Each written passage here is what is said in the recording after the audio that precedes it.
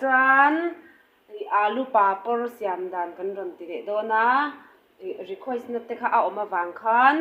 alu papor kan siam don ni vo in tlai chu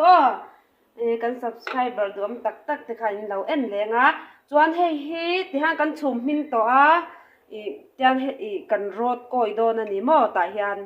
chuan kan rot som zo a khanin kan ron ti zel don nia in lo en zel don nia alu chu hei ti han kan rot koya kan kang to a hei hi tiang kan pei fel to a tui don lu tok kai lo siam ve ngei don nia chuan nakina papor hei tel kan chuang mek a chuan hei papor kan thlak don ni hei hi hei kan lo en zelang ne tuna papor kan kang to ang tel sa ver vora kan thlak anga ti hian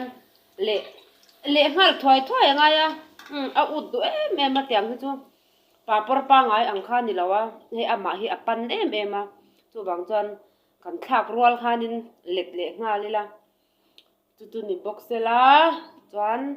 lo siam ve anga chuan min lo thlir sak thina wang khang kan lom em a min lo thlir sak zel ulangin in khongai na kan dil tak mewa